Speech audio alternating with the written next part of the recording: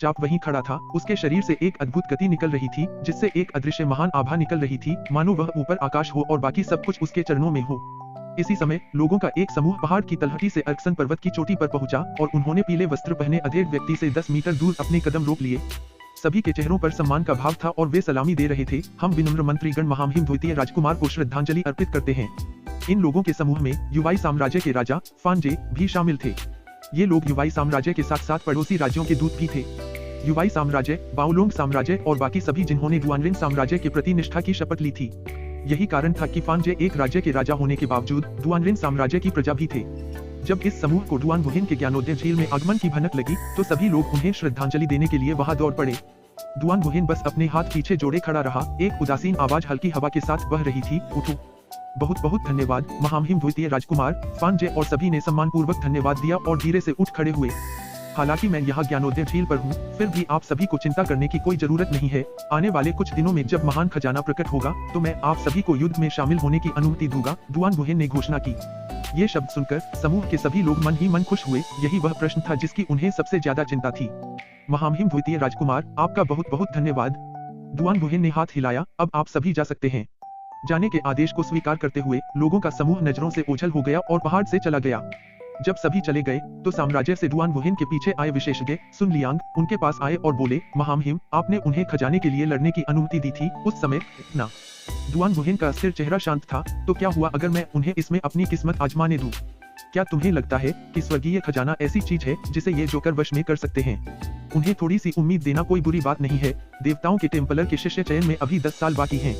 इस ज्ञानोदय झील का स्वर्गीय खजाना सिर्फ मेरा ही हो सकता है।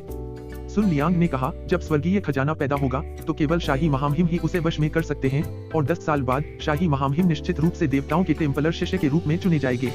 डुआन वुहिन ने सिर हिलाया, उसकी आंखें दूर क्षितिज की ओर घूर रही थीं। रात ढलते ही आकाश धीरे धीरे काला होता गया और सुबह होते ही फिर से छिप गया। जब पहली किरण निकली, देव ने अपनी साधना समाप्त की और लिंगलोंग ट्रेजर पैगोडा के स्थान से बाहर निकल गए। 1 महीने का ध्यान देव और फेई हो को खड़े देखकर सीनियर भाई वू के चेहरे पर एक चमकदार मुस्कान आ गई और उन्होंने उनकी दिल खोलकर तारीफ की। छोटा भाई सचमुच एक ऐसा इंसान है जो हवा के रुख के मुताबिक झुकना जानता है, एक बुद्धिमान इंसान। उसने मान लिया कि दोनों लोग इसलिए खड़े हुए हैं क्योंकि देव ने स्थिति पर अच्छी तरह से विचार कर लिया था और जाने की योजना बना रहे थे। रुको सीनियर भाई वू, क्या उन्हें इतनी आसानी से जाने देना बहुत उदारता नहीं है? पहले बोला हुआ लंबा और दुबला-पतला युवक अचानक फिर से बोल पड़ा। ठीक है, वे यहाँ से ऐसे ही नहीं जा सकते, समूह में एक और मोटा युवक समर्थन में बोला। सीनियर भाई वू ने अपने दोनों कनिष्ठ भाइयों को व्यंग्यात्मक लहजे में देखा। यह लंबे और दुबले-पतले युवक ने देव और फेई हो की ओर इशारा करते हुए कहा, सीनियर भाई वू की खातिर हम आपको ज्यादा शर्मिंदा नहीं करेंगे। ऐसा क्यों न हो, आप दोनों जा सकते हैं, लेकिन आपको यहाँ से रेंग कर निकलना होगा। फिर वह रास्ते के बीच में खड़ा हो गया और अपनी टांगें फैला दी। एक उंगली उसकी जांघों के नीचे की ओर इशारा कर रही थी। समूह के युवक युवतियां किनारे से देखते हुए ठहाके लगाकर हंसने लगे। तभी बड़े भाई वू ने देव और फी हो की ओर मुड़कर एक कठिन भाव के साथ कहा, छोटे भाई, मुझे बहुत अफसोस है। मेरा इरादा तो तुम्हें यहाँ से शांति से जाने देना था, लेकिन लगता है मेरे छोटे भाई का इरादा था कि तुम उसकी पैंट के नीचे रेंग कर निकल जाओ। मैं तुम्हें बस थोड़ा सा नुकसान पहुंचा सकता हूँ। आखिर में वह भी जोरदार हंसी से खुद को रोक नहीं पाया। तुम कुछ अच्छे शब्द कहो और मेरे छोटे भाई से विनती करो, शायद इस तरह तुम्हें जाने के लिए उसकी पैंट के नीचे रेंगने की जरूरत न पड़े, उसने बेकाबू होकर हंसते हुए सुझाव दिया। हालांकि हंसी की पहली आवाज आने से पहले ही एक पंजा चमका और उसकी जोरदार हंसी की आवाज अचानक रुक गई। उसने सदमे और डर से देव को देखा। इस समय देव का हाथ उसके गले पर कसकर जकड़ गया, जिससे उसकी श्वास नली कुचल गई और खून धीरे धीरे बाहर निकलने लगा। तुम्हें किसने बताया कि हम जाना चाहते हैं? देव की ठंडी आंखें सीनियर भाई वू को घूर रही थी और फिर उसके हाथ ने थोड़ा और दबाव डाला। हड्डियों के टूटने की आवाजें बिजली की तरह तेज निकली। सीनियर भाई वू की आंखें बाहर निकल आई और वह भयभीत होकर देव को घूर रहा था। अगले ही पल उसका सिर एक तरफ लटक गया और उसका शरीर जमीन पर गिर पड़ा। युवाओं का समूह स्तब्ध होकर देख रहा था कि देव सीनियर भाई वू का गला कैसे कुचल रहा है। उनकी हंसी गायब हो गई थी। घटनाक्रम बहुत अचानक हुआ था। इसमें वह लंबा दुबला युवक भी शामिल था जो रास्ते के बीच में पैर फैलाए खड़ा हुआ था और देव और फेई हो के नीचे रेंगने का इंतजार कर रहा था। वह मूर्ति की तरह स्तब्ध था, उसी मुद्रा में बना हुआ था। इसके बाद उसके फैले हुए पैर बेकाबू होकर कांपने लगे। जिस क्षण वरिष्ठ भाई वू का कोमल शरीर जमीन पर गिरा, उसी क्षण देव के पीछे खड़ा फेई हो चमक उठा और पल भर में उस लंबे दुबले पतले युवक के पास पहुंच गया। एक पैर ऊपर उठाकर फेई हो ने उस पर एक बेरहमी से लात मारी। हालांकि लात छाती पर नहीं लगी थी, फेई हो की लात सीधे उस युवक की जांघों के बीचों बीच लगी। एक स्पष्ट तीखी आवाज गूंजी जो अंडे के टूटने जैसी ही थी। उस लंबे दुबले पतले आदमी ने एक दुख चीख निकाली, मानो कोई सुअर वध के समय चीख रहा हो, और वह अपने औजार को पकड़े हुए पीड़ा से उछल रहा था। मेरी चीज टूट गई है, वह बेतुके ढंग से चिल्लाया। इस समय समूह के बाकी सदस्यों को आखिरकार होश आ गया। वरिष्ठ भाई झांग, मोटा आदमी जल्दी से लंबे दुबले-पतले युवक की ओर बढ़ा और बेचैनी से पूछा, वरिष्ठ भाई झांग, आपको कितनी चोट लगी है? जाहिर है उसके शब्द बेमानी थे। लंबे दुबले-पतले युवक का औजार कुचला हुआ था, वह कैसे बच सकता था? बाकी लोगों ने तेजी से देव और फेई हो को बीच में घेर लिया। तुमने सचमुच मेरी नौ फीनिक्स घाटी के एक शिष्य को मारने की हिम्मत की? वह युवती जो देव और फेई हो को मारना चाहती थी तुरंत चिल्लाई। तो क्या हुआ अगर मैंने उसे मार दिया? देव ने पलटकर जवाब दिया।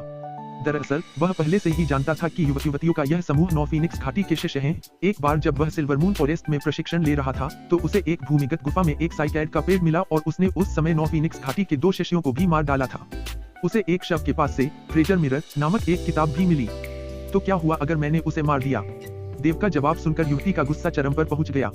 हालांकि जैसे ही वह हमला करने ही वाली थी, उसके पीछे खड़ी एक और युवती ने उसे रोका और समझाया, वरिष्ठ बहन फेंग, गुरु के आने के बाद अभी भी आगे बढ़ने में देर नहीं हुई है। वरिष्ठ भाई वू 8वें क्रम के शुरुआती दौर के थे, जबकि वरिष्ठ भाई झांग 7वें क्रम के उत्तरार्ध के शिखर पर थे। अपनी ताकत के बावजूद उनमें से कोई भी देव और फेई हो के हमले से बच नहीं पाया। उस लड़की की राय में हालांकि उनके पास ज्यादा लोग थे, लेकिन यह गारंटी नहीं थी कि वे इन दोनों विरोधियों से लड़ पाएंगे। यह सुनकर सीनियर सिस्टर फेंग झिझकी। उनकी प्रतिक्रियाएं देखकर देव ने फी हो को आंखों से इशारा किया और फी हो ने चतुराई से सिर हिला दिया। उसके हाथ में एक लंबी तलवार दिखाई दी और वह बाहर निकली। तलवार की रोशनी की एक किरण टिमटिमाई और गायब हो गई। लंबा दुबला-पतला युवक जो अपनी पैंट की गांठ पकड़कर इधर-उधर उछल रहा था और चीख रहा था, अचानक बिना किसी संकेत के सारी हरकतें बंद कर दी। उसके हाथ ढीले पड़ गए, आंखें चौड़ी हो गईं और वह जमीन पर गिर पड़ा। चटक लाल खून फव्वारे की तरह फूट पड़ा। वरिष्ठ भाई झांग, देव और फी हो को घेरे हुए नौ फीनिक्स शिष्य भयभीत होकर चीखने चिल्लाने लगे। मोटा आदमी डर के मारे पीछे हट गया, लेकिन जब वह पीछे हट रहा था, फी हो ने अपनी लंबी तलवार फिर लहराई और तलवार की एक और किरण गुजर गई। लंबे दुबले-पतले युवक की तरह मोटा आदमी भी लंगड़ाकर गिर पड़ा। फेई हो की लंबी तलवार के एक ही वार से लंबे दुबले-पतले आदमी और मोटे आदमी को मरते देख फीनिक्स घाटी के बाकी 9 शिष्यों के चेहरे पर उदासी छा गई। सब डरो मत, हम अपनी बात पूरी करने से पहले ही उसने महसूस किया कि उसका गला कसकर जकड़ा जा रहा है, और जब उसने देखा कि हाथ के सिरे पर देव है, तो उसकी पुतलियां डर के मारे सिकुड़ गई और वह सांस नहीं ले पा रही थी। वह बोलने के लिए संघर्ष कर रही थी। देव की आंखों में ठंडी रोशनी चमक उठी, जिससे उसके गले पर दबाव पड़ा और यह सीनियर सिस्टर फेंग मुंह खोले ही मर गई। तुम सही थी, बकवास करने की कोई जरूरत नहीं है, सीधे मारना ही सबसे अच्छा तरीका है। देव ने चेहरे पर ठंडे भाव के साथ सहमति में बड़बड़ाया। उसके दाहिने हाथ ने उसे छोड़ दिया और शरीर जमीन पर गिर पड़ा। फीनिक्स घाटी के 9 शिष्यों की चीखें हवा में गूंज उठी और वे देव से जितना हो सके पीछे हट रहे थे। फेई हो उसी जगह खड़ा रहा। अपनी लंबी तलवार उठाकर उसने एक ऐसी चाल चली जो 9 फीनिक्स घाटी के शिष्यों की नजर में बहुत अजीब मानी गई। फेई हो ने तलवार की नोक आकाश की ओर की और अचानक वार कर दिया। तलवार की रोशनी की अनगिनत किरणें लंबी तलवार से हवा में खिले हुए एक चमकीले फूल की तरह फूट पड़ी। तलवार के फूल तेज गति से घूम रहे थे, 9 फीनिक्स घाटी के इन शिष्यों के इर्द गिर्द घूम रहे थे। इससे पहले कि वह बिखर जाए, युवक युवतियों का समूह एक एक करके जमीन पर गिर पड़ा। हर एक की गर्दन पर तलवारों का एक मनमोहक पुष्प चिन्ह था, जिस पुष्प चिन्ह से लाल रक्त बह रहा था, जिससे जमीन लाल हो रही थी।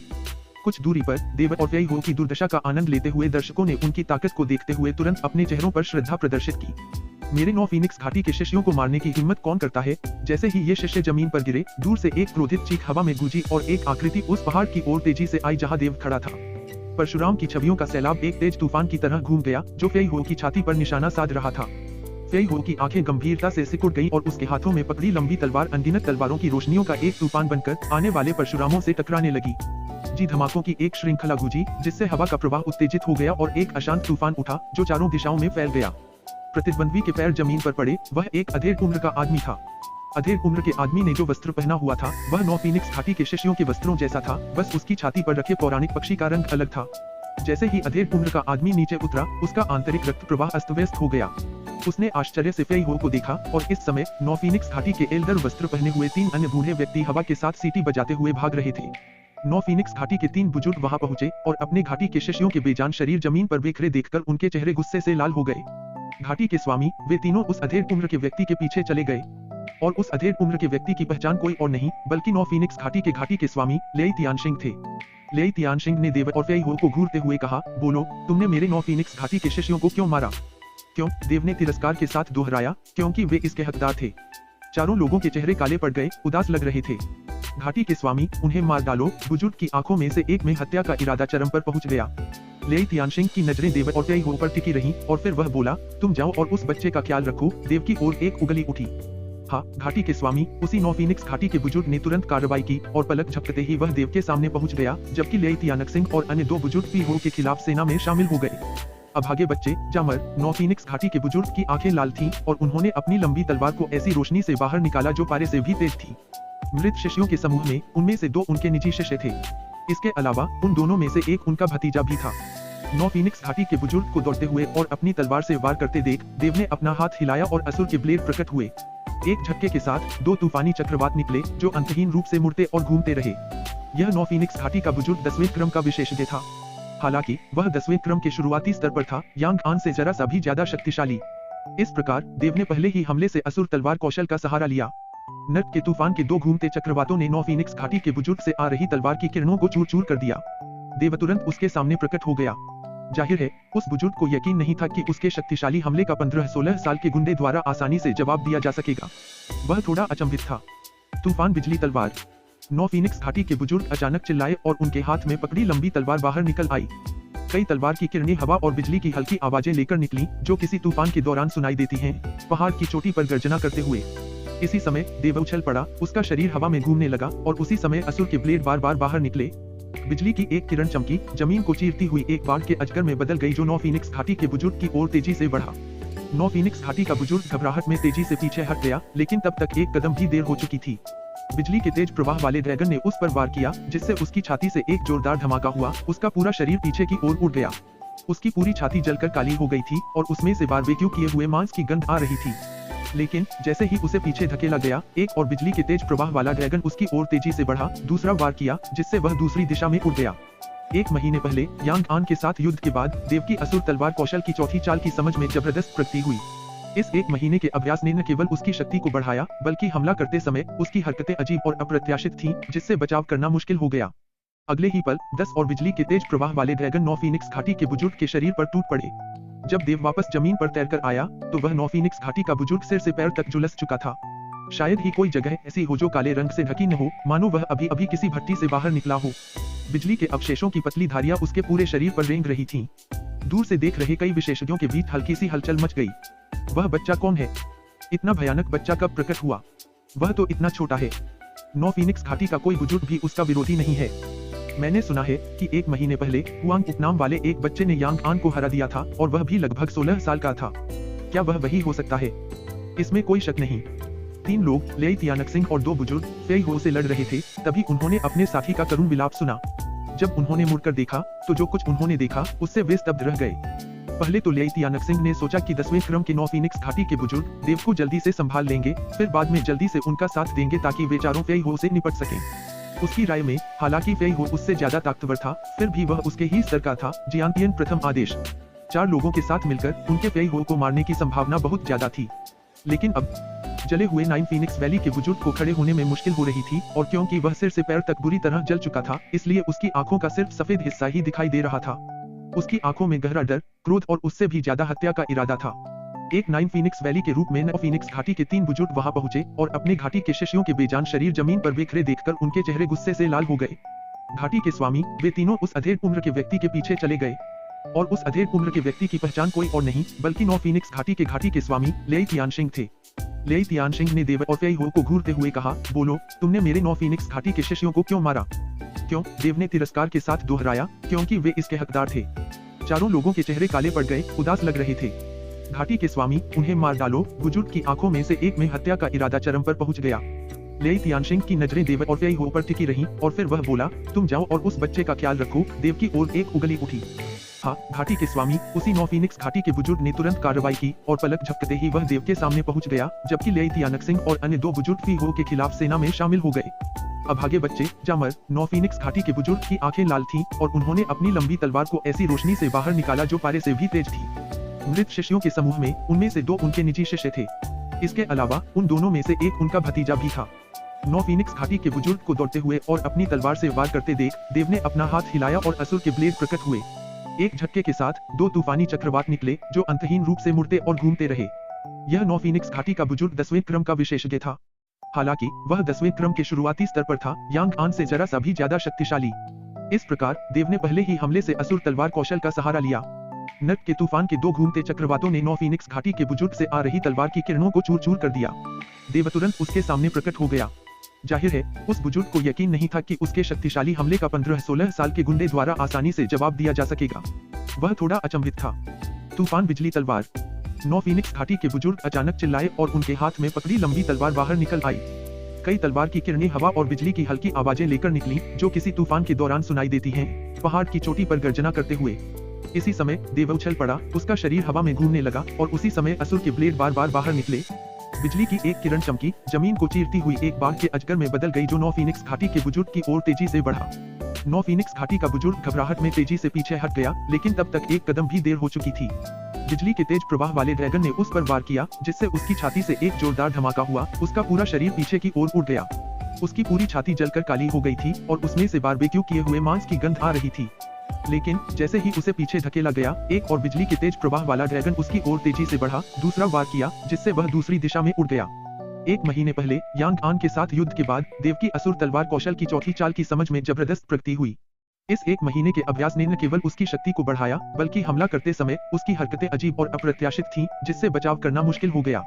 अगले ही पल 10 और बिजली के तेज प्रवाह वाले ड्रैगन नौ फीनिक्स घाटी के बुजुर्ग के शरीर पर टूट पड़े। जब देव वापस जमीन पर तैरकर आया, तो वह नौ फीनिक्स घाटी का बुजुर्ग सिर से पैर तक झुलस चुका था। शायद ही कोई जगह ऐसी हो जो काले रंग से ढकी न हो, मानो वह अभी अभी किसी भट्टी से बाहर निकला हो। बिजली के अवशेषों की पतली धारियां उसके पूरे शरीर पर रेंग रही थीं। दूर से देख रहे कई विशेषज्ञों के बीच हल्की सी हलचल मच गई। वह बच्चा कौन है? इतना भयानक बच्चा कब प्रकट हुआ? वह तो इतना छोटा है। नौ फीनिक्स घाटी का कोई बुजुर्ग भी उसका विरोधी नहीं है। मैंने सुना है कि एक महीने पहले हुआंग उपनाम वाले एक बच्चे ने यांग आन को हरा दिया था और वह भी लगभग 16 साल का था। क्या वह वही हो सकता है? इसमें कोई शक नहीं। 3 लोग लेई तियानक और 2 बुजुर्ग फेई हो से लड़ रहे थे। तभी उन्होंने अपने साथी का करुण विलाप सुना। जब उन्होंने मुड़कर देखा, तो जो कुछ उन्होंने देखा उससे वे स्तब्ध रह गए। पहले तो लेई तियानक ने सोचा कि 10वें क्रम के नौ फीनिक्स घाटी के बुजुर्ग देव को जल्दी से संभाल लेंगे, फिर बाद में जल्दी से उनका साथ देंगे ताकि वे चारों फेई हो से निपट सकें। उसकी राय में हालांकि फेई हो उससे ज्यादा ताकतवर था, फिर भी वह उसके ही स्तर का था। जियांतियन प्रथम आदेश 4 लोगों के साथ मिलकर उनके फेई हो को मारने की संभावना बहुत ज्यादा थी। लेकिन अब जले हुए 9 फीनिक्स वैली के बुजुर्ग को खड़े होने में मुश्किल हो रही थी, और क्योंकि वह सिर से पैर तक बुरी तरह जल चुका था, इसलिए उसकी आंखों का सिर्फ सफेद हिस्सा ही दिखाई दे रहा था।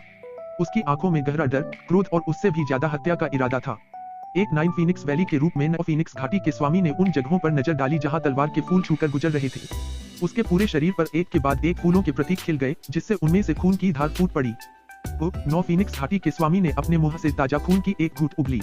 उसकी ताकत कम होते ही उसके घुटने नरम पड़ गए और वह जमीन पर घुटनों के बल गिर पड़ा। मैं इस क्षण तक उसे यह विश्वास करना मुश्किल लग रहा था कि वह यहाँ अपनी जान गंवा रहा है, एक जियांतियन प्रथम आदेश के हाथों मर रहा है, एक ऐसा व्यक्ति जिसकी ताकत उसके जैसी ही थी। बताओ, उस चाल का नाम क्या है जो तुमने अभी अभी की थी? उसने फेई हो की ओर देखा और भारी आवाज में पूछा। मृत्यु का फूल, फेई हो ने ठंडे स्वर में उत्तर दिया। मृत्यु का फूल। नौ फीनिक्स घाटी के स्वामी ने मन ही मन नाम दोहराया और फिर उसका शरीर जमीन पर गिर पड़ा। एक ही झटके में जीवन के सारे चिन्ह गायब हो गए। यह देखकर देव से जूझ रहा नौ फीनिक्स घाटी का आखिरी बचा हुआ बुजुर्ग डर गया। देव पर अपनी तलवार से एक जोरदार वार करने के बाद वह पलटा और मौके का फायदा उठाकर अपनी जान बचाकर भाग निकला। उसकी हरकतें देखकर फेई हो ने उपहास किया। अपनी रजत नदी की युद्ध भावना को बुलाकर वह तलवारों की एक नदी में बदल गई। अचानक पारे की तरह बहती हुई उसने नौ फीनिक्स घाटी के बुजुर्ग के शरीर को घेर लिया। तलवारों की नदी ने बुजुर्ग के चारों ओर एक पूरा चक्कर लगाया, फिर फेई हो के पास लौट आई, उसके पीछे तैरती हुई। नौ फीनिक्स घाटी का बुजुर्ग हवा से नीचे गिर पड़ा। आधे रास्ते में उसका सिर उसके कंधे से अलग हो गया और उसके शरीर के 2 हिस्से जमीन पर गिर गए, जिससे खून बहने लगा। उसकी मृत्यु के साथ नौ फीनिक्स घाटी का हर एक व्यक्ति जो ज्ञानोदय झील पर आया था नष्ट हो गया। नौ फीनिक्स घाटी को बाओलोंग साम्राज्य के सबसे बड़े संप्रदायों में से एक माना जाता था, लेकिन उनके पास केवल एक ही जियांतियन विशेषज्ञ था और वह थे उनके घाटी स्वामी लेई तियानक। अब जब वह मर चुके थे, तो नौ फीनिक्स घाटी बाओलोंग साम्राज्य में अपनी जगह से बाहर हो जाएगी। दूर से देख रहे योद्धाओं ने पहले देव और फेई हो को देखकर एक बिल्कुल अलग धारणा बनाई थी। दरअसल नौ फीनिक्स घाटी के शिष्यों के आगे बढ़ने से पहले कुछ अन्य ताकतें उसी जगह पर मोहित हो गई थीं जहां देव और फेई हो थे, और वे उसे उनसे छीनने के इरादे से वहां पहुंच गए थे। अब नौ फीनिक्स घाटी के स्वामी, बुजुर्गों और शिष्यों के बेजान शरीर जमीन पर बिखरे देखकर उनके माथे से ठंडा पसीना टपक रहा था, जबकि उनके दिलों में वे मन ही मन धन्यवाद की प्रार्थना कर रहे थे कि उन्होंने जल्दबाजी में कोई कदम न उठाया हो। अगर नौ फीनिक्स घाटी के शिष्य उनके सामने आई विपत्ति को न छिपा रहे होते, तो इस समय जमीन पर पड़े लोग शायद वे ही होते। नौ फीनिक्स घाटी की समस्या का समाधान करने के बाद देव और फेई हो ने उन पर पड़ रही कई हैरान और भयभीत निगाहों को नजरअंदाज कर दिया। कुछ दूर एक और साफ जगह ढूंढकर वे पालथी मारकर बैठ गए और इंतजार करने लगे। देव और फेई हो की नौ फीनिक्स घाटी के साथ लड़ाई ने बिग स्वॉर्ड संप्रदाय के लोगों का ध्यान खींचा। उन्होंने शुरू से लेकर अंत तक लड़ाई देखी। इस समय बिग स्वॉर्ड के लोग कई 100 मीटर दूर एक पर्वत शिखर से देख रहे थे। यू चेन अपने पीछे खड़े बिग स्वॉर्ड संप्रदाय के एक बुजुर्ग की ओर मुड़ा, वह छोटा बच्चा, क्या वह देव है? एल्डर ने सम्मानपूर्वक उत्तर दिया, हाँ, पुराने संप्रदाय के नेता वह देव हैं। दूसरे का नाम फेई हो है और पिछले संप्रदाय के नेता लियू वेई की मृत्यु फेई हो के वरिष्ठ भाई हाउतियान के हाथों हुई थी। यू चेन ने सिर हिलाया। देव और फेई हो की आकृतियां देखते हुए उसके चेहरे का भाव ठंडा और उदास हो गया। मुझे उम्मीद नहीं थी कि इस बच्चे की ताकत इतनी तेजी से बढ़ेगी कि नौ फीनिक्स घाटी का एक एल्डर भी उसके हाथों मर गया। अगर ऐसा ही चलता रहा तो अगले 10 सालों में क्या हमारे बड़े तलवार संप्रदाय का विनाश नहीं हो जाएगा? गुरु, तो फिर वर्तमान लाभ का लाभ उठाते हुए क्या हमें? लिन जिरिन आगे बढ़े और अपने हाथ से गर्दन पर अंगूठा फेरते हुए इशारा किया। यू चेन ने स्थिति पर कुछ देर विचार किया, फिर सिर हिलाते हुए कहा, जल्दी मत करो, पहले महान खजाना प्रकट होने तक प्रतीक्षा करो और फिर हम अवसर की तलाश करेंगे। चाहे कुछ भी हो, हमें इस दुष्ट बीज को ज्ञानोदय झील से बाहर नहीं जाने देना चाहिए। फेई हो की उपस्थिति में दिन के उजाले में देव को मारना एक कठिन कार्य होगा। इसीलिए यू चेन ने निर्णय लिया कि जब कुछ दिनों में महान खजाना प्रकट होगा तो फेई हो का ध्यान भंग होगा और यही सबसे उपयुक्त समय होगा। 2 दिन बीत गए। ज्ञानोदय झील से आने वाली अजीबोगरीब रोने की आवाजें बढ़ती गईं। लगभग हर आधे घंटे के अंतराल पर अजीबोगरीब रोने की आवाजें तेज होती जाती, साथ ही शांत झील की सतह पर तीव्र उतार चढ़ाव होते, जिससे पानी उछलता और छपाके मारता। इन तेज उतार चढ़ावों के दौरान बढ़ते जलस्तर ने ज्ञानोदय झील को निगल लिया। तीसरे दिन तक ज्ञानोदय झील का जलस्तर वास्तव में 200 से 300 मीटर तक बढ़ गया और धीरे धीरे बढ़ता ही रहा, जब तक कि यह लगभग 500 मीटर तक नहीं पहुंच गया और फिर अंततः थम गया। हालांकि इस बार पिछली कई बार के विपरीत पानी कम नहीं हुआ। उसी समय झील की साफ सतह से चमकते प्रकाश के स्तंभ आकाश की ओर उठे, जिसे सभी ने इस बात का संकेत माना कि महान खजाना प्रकट होने वाला है। यह दृश्य देखकर एकत्रित लोग उल्लास से भर गए। महान खजाना प्रकट होने वाला है। कुछ लोग अपने उत्साह को नियंत्रित नहीं कर सके और वे झील में सिर के बल कूद पड़े। हालांकि जब इन लोगों ने पानी को छुआ तो हवा में करुण चीखें गूंज उठी और उन्होंने पानी से एक विशाल बैल का सिर निकलता देखा। उसके सिर से निकले घातक कोणीय सींगों ने 2 मानव शरीरों को चीर दिया, उनकी छाती और पीठ में छेद कर दिया, जिससे ताजा लाल रक्त टपक रहा था जो झील में रिसकर उसे लाल कर रहा था। इस विशाल बैल के सिर की 2 चमकदार लाल आंखें थीं और उसका विशाल शरीर 5 विशाल शिलाखंडों के आकार का था। एक राक्षस, जल्दी भागो। बाकी योद्धा जो महान खजाने की खोज में झील में कूदे थे, उस विशाल बैल के सिर को देखकर डर गए। डर के मारे चीखते हुए वे डर के मारे पानी से बाहर भाग गए। लेकिन इसी क्षण उस विशाल बैल के सिर ने अपना मुंह खोला और एक तीखी अजीब दहाड़ लगाई, जिससे पूरी ज्ञानोदय झील हिल गई। उस दहाड़ से एक भयानक भेदक शक्ति निकली, जिसने विभिन्न संप्रदायों के सभी योद्धाओं को, जो भागने वाले थे, झकझोर दिया। जैसे किसी तूफान से टकराए हों, उनके शरीर लंगड़ाते हुए झील में डूबने लगे। अगले ही पल विशाल बैल के सिर का जबड़ा व्हेल के मुंह की तरह चौड़ा होकर पानी से भर गया और सभी योद्धाओं के शरीर को अंदर खींच लिया। कुछ कुशल योद्धा अभी भी झील में कूदने का इरादा रखते थे, लेकिन यह दृश्य देखकर वे हिचकिचा रहे थे। उनके माथे से ठंडा पसीना टपकने से उनकी सारी हरकतें रुक गईं और वे डर के मारे तेजी से पीछे हट गए। देव और फेई हो दंग रह गए। दोनों ने कभी नहीं सोचा था कि ज्ञानोदय झील की गहराई में इतना अजीब राक्षस रहता होगा। यह महान खजाने का संरक्षक आत्मिक पशु है। अपनी राय देते हुए फेई हो की आंखें सिकुड़ गईं। जब राक्षसी पशु 10वें चरण की बेड़ियां तोड़कर जियांथियन क्षेत्र में प्रवेश करेंगे तो वे मानव भाषा में बोल सकेंगे और आत्मिक पशु बन जाएंगे। आत्मिक पशु, देव ने विशाल बैल के सिर को घूरते हुए कहा, क्या तुम पहचान सकते हो कि यह किस प्रकार का आत्मिक जानवर है? यह जंगली हरा बैल अजगर होना चाहिए, फेई हो ने गंभीरता से समझाया। जंगली हरा बैल अजगर एक अत्यंत दुर्लभ आत्मिक जानवर है। ये 2 अलग अलग आत्मिक जानवरों, हरा बैल और जंगली अजगर, के मिलन से उत्पन्न संतान है। यह स्वभाव से अत्यंत क्रूर, निर्दयी और क्रूर होता है और इसके हमले बहुत शक्तिशाली होते हैं, खासकर जलीय वातावरण में। ऐसा कहा जाता है कि जब तक जंगली हरा बैल अजगर पानी में रहता है, तब तक यह लगभग अजेय रहता है। पानी में अजेय, देव ने जिज्ञासा से फेई हो को देखा। फेई हो ने सिर हिलाया। जंगली हरा बैल अजगर में एक अनोखी क्षमता होती है, जिससे यह पानी में रहते हुए अपनी ताकत और चोटों को जल्दी से ठीक कर लेता है। हमारे सामने वाला अजगर जियांथियन 4th ऑर्डर या 5th ऑर्डर का होना चाहिए और पानी के अंदर जियांथियन 6th ऑर्डर का कोई भी मानव इसे मार नहीं पाएगा। देव ने उस आत्मिक पशु जंगली हरे बैल अजगर को देखा। क्या वह अपनी शक्ति शीघ्रता से प्राप्त कर सकता था? यह उसकी युद्ध शक्ति की तीसरी क्षमता, तत्काल पुनर्प्राप्ति, से कुछ मिलता जुलता था। बस देव की तत्काल पुनर्प्राप्ति वर्तमान में केवल उसकी क्षीण युद्ध क्यों ही प्राप्त कर सकती थी। अपने आसपास के कम से कम 20 लोगों को निगलने के बाद जंगली हरे बैल अजगर का विशाल सिर वापस झील में डूब गया। चारों दिशाओं में सन्नाटा छा गया। विशेषज्ञों के समूह अपने साथियों से नजरें मिला रहे थे और किसी ने भी लापरवाही से झील में दोबारा जाने की हिम्मत नहीं की। अचानक अर्कसन पर्वत की चोटी से एक मानव आकृति नीचे उड़ी और 1 सेकंड से भी कम समय में ज्ञानोदय झील के ऊपर रुक गई। एक मुट्ठी ने नीचे मारा, जिससे झील के तल तक पानी 2 भागों में बट गया। दहाड़, झील से एक दयनीय दहाड़ गूंजी। जंगली हरा बैल अजगर स्पष्ट रूप से घायल हो गया था। एक बार फिर विशाल बैल का सिर झील की सतह पर आया और उसने अपना मुंह खोलकर हमलावर इंसान को पूरा निगलने की कोशिश की। लेकिन पानी के ऊपर तैरते हुए उस व्यक्ति ने एक तरफ झुककर उसे बचा लिया, जबकि उसने सैवेज ग्रीन बुल पाइथन पर एक और मुक्का मारा जो उसके पेट के निचले हिस्से पर लगा। उसका विशाल शरीर बाहर उड़ गया और एनलाइटनमेंट झील में फिर से कोहराम मच गया। उस आदमी को एक ही मुक्के से जंगली हरे बैल अजगर को आसानी से घायल करते देख ज्यादा ताकतवर विशेषज्ञ भी दंग रह गए। इनमें सबसे ताकतवर भी शामिल था युवाई साम्राज्य का राजा फानजे। यह शाही द्वितीय राजकुमार है। महामहिम द्वितीय राजकुमार दुआन वुहेन। सबसे पहले आश्चर्य से चिल्लाने वालों में युवाई साम्राज्य के मंत्री और पड़ोसी राज्यों के दूत शामिल थे। दुआन वुहेन देव ने झील की सतह पर उस मजबूत आकृति को देखा। यह जियांतियन 9वें क्रम का योद्धा दुआन वुहेन है। उसका रूप रंग लगभग 30 साल के आदमी जैसा था। तराशे हुए तीखे चेहरे वाले चेहरे ऐसे लग रहे थे मानो उन्हें चाकू से तराशा गया हो, जिससे उसके आसपास के लोगों पर एक ठंडा और अदृश्य दबाव पड़ रहा था।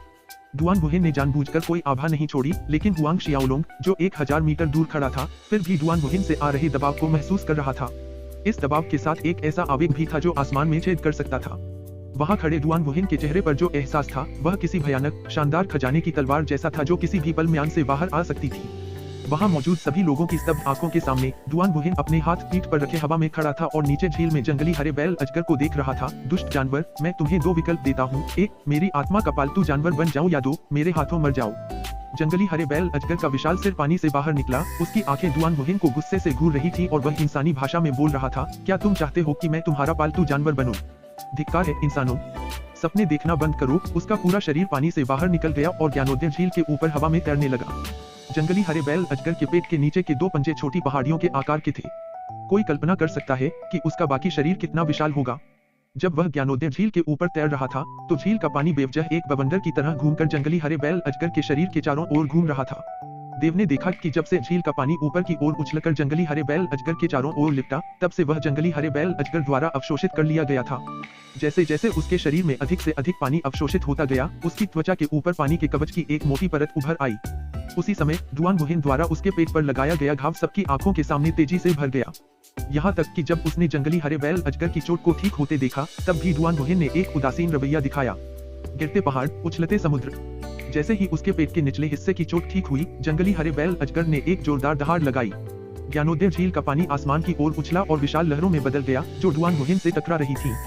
जब ये विशाल लहरें दुआन वुहेन की ओर निर्देशित की गईं, तो वे वास्तव में तलवार की नोक जैसे तीखे, नुकीले दांतों की कतारों में संघनित हो गईं। जब ये ठंडी, तीखी तलवार की नोक जैसी लहरें दुआन वुहेन से बस कुछ इंच की दूरी पर थीं, तो उसने अचानक अपना हाथ उठाया और धीरे से आगे की ओर इशारा किया। बस एक हल्के से इशारे से सभी नुकीली लहरें जो रोकने लायक नहीं लग रही थीं, पानी की बूंदों में बदल गईं और नीचे झील में गिर पड़ीं। दुआन वुहेन की उंगली के नीचे अपने शक्तिशाली हमले को इतनी नाजुक तरीके से टूटता देख जंगली हरा बैल अजगर हैरान और स्तब्ध रह गया।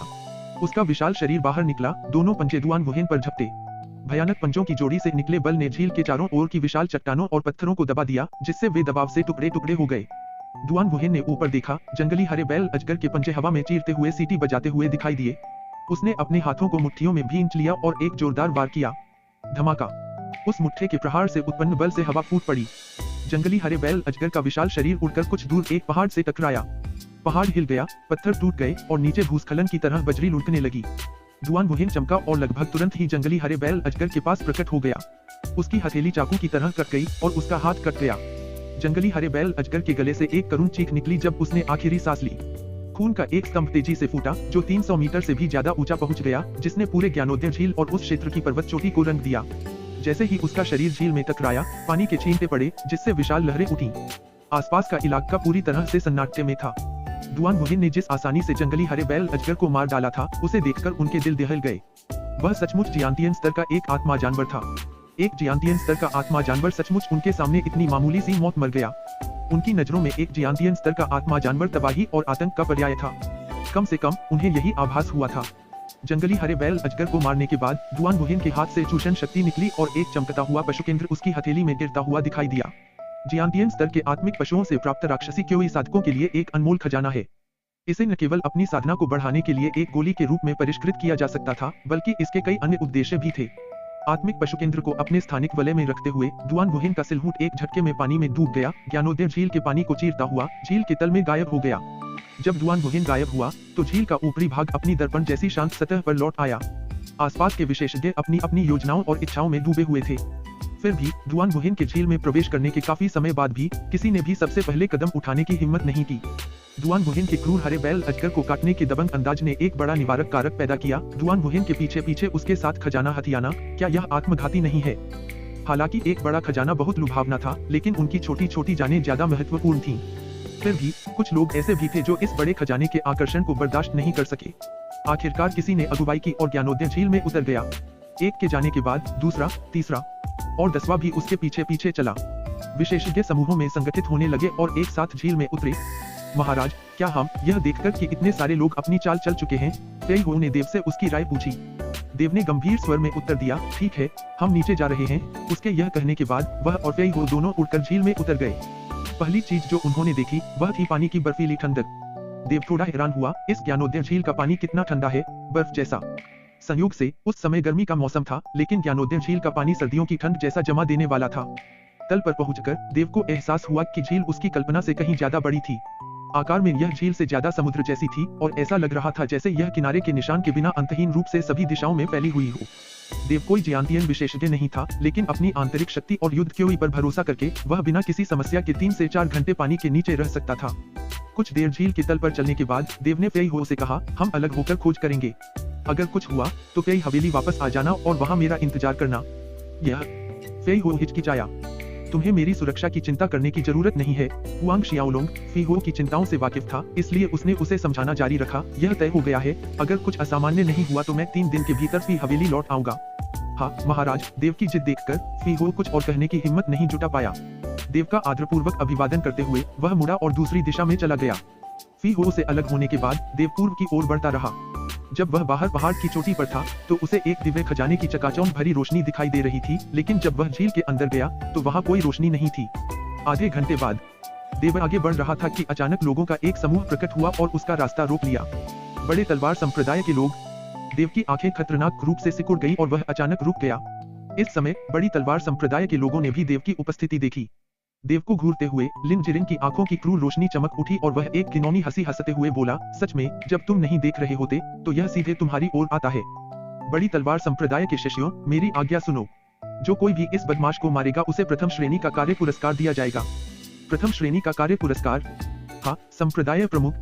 बड़ी तलवार संप्रदाय के बुजुर्गों और शिष्यों ने जयकारे लगाए, पानी में से गुजरे और देव पर हमला करना शुरू कर दिया। देव के चेहरे पर उदासी छा गई। उसकी आकृति से एक काली रोशनी फूट पड़ी और जैसे ही उसकी पीठ पर लगे दानव के पंख एक बार फड़फड़ाए, देव पल भर में 100 मीटर दूर भाग गया। इस बदमाश को भागने मत देना, लिन जिरिन गुस्से से चिल्लाया। वह अत्यधिक गति से चमका और तेजी से उनके बीच की दूरी कम कर दी। हालांकि देव ने असुर शरीर का उपयोग करके रूपांतरित होकर दानव के पंख और प्रेत छाया की क्षमता को सक्रिय कर लिया था ताकि वह 10वीं श्रेणी के योद्धा के बराबर गति से आगे बढ़ सके, फिर भी वह अपने पीछा करने वाले से आसानी से बच नहीं सका। लिन जिरिन 10वीं श्रेणी के अंतिम योद्धा थे और जियांतियन क्षेत्र में आधा कदम आगे बढ़ चुके थे। उन्होंने कुछ ही देर में देव को पकड़ लिया।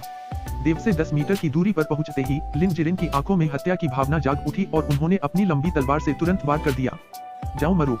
लंबी तलवार की रोशनी एक गरजते हुए बाढ़ के अजगर में बदल गई और देव की पीठ पर हमला कर दिया।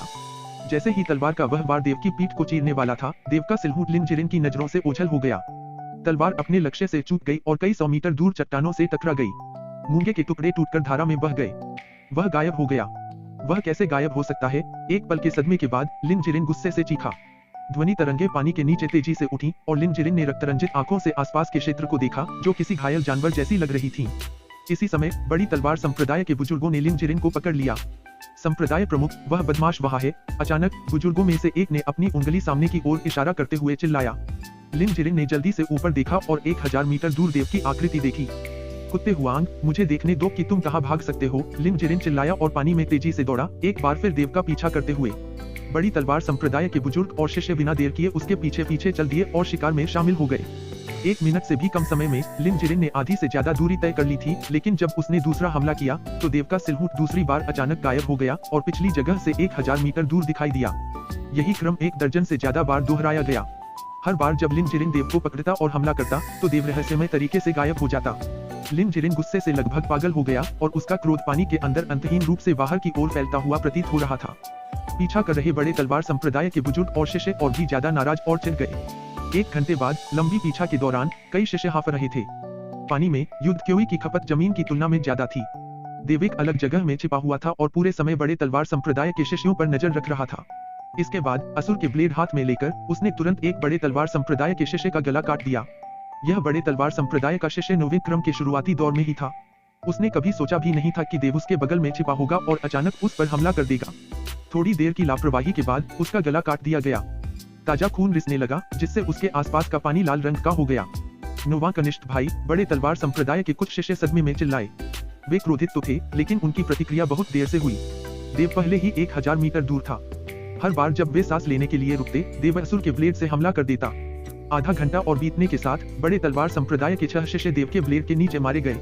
देव के हाथों एक के बाद एक इन बड़े तलवार संप्रदाय के शिष्यों को मरते देख लिन जिरिन गुस्से से उछल पड़ा और प्रतिशोधी शेर की तरह दहाड़ने लगा। उसकी निगाहों में एक उन्मत्त प्रकाश चमक उठा। वह देव को चूर चूर कर देना चाहता था। ये 6 मुख्य शिष्य थे, बड़े तलवार संप्रदाय के महत्वपूर्ण व्यक्ति, जिन्हें संप्रदाय ने बड़ी मेहनत और संसाधनों से पाला था। लेकिन अब उनमें से 6 मर चुके थे। इस क्षति के बारे में सोचते ही लिन जिरिन का दिल रो रहा था। 2 घंटे और बीत गए। देव ज्ञानोदय झील के तल पर चट्टानों के बीच छिपी एक गुफा में पालथी मारकर बैठ गया, जिससे उसकी तत्काल पुनर्प्राप्ति क्षमता सक्रिय हो गई। कुछ ही सेकंड में उसकी सारी क्षीण युद्ध क्यों पूरी तरह से बहाल हो गई। उसने बड़े तलवार संप्रदाय के 8 शिष्यों को सफलतापूर्वक मार डाला था और लिन जिरिन के लगातार पीछा से बच निकला था। सौभाग्य से वह बूढ़ा यूचेन उस समूह में नहीं था। अगर ऐसा होता तो देव का अंत बहुत बुरा होता। जियांतियन सेकेंड ऑर्डर के सामने अगर वह खुद को एक छोटी सी जगह में भी छिपा लेता तो भी वह यूचेन से भाग या छिप नहीं पाता। लेकिन अगर ऐसा ही चलता रहा तो मेरे पास 1-2 घंटे में जमीन पर लौटने के अलावा कोई चारा नहीं होगा। देव मन ही मन बुदबुदाया। झील में प्रवेश करने के बाद से 2 घंटे से ज्यादा समय बीत चुका था। 1-2 घंटे और देव को हवा के लिए सतह पर लौटना होगा।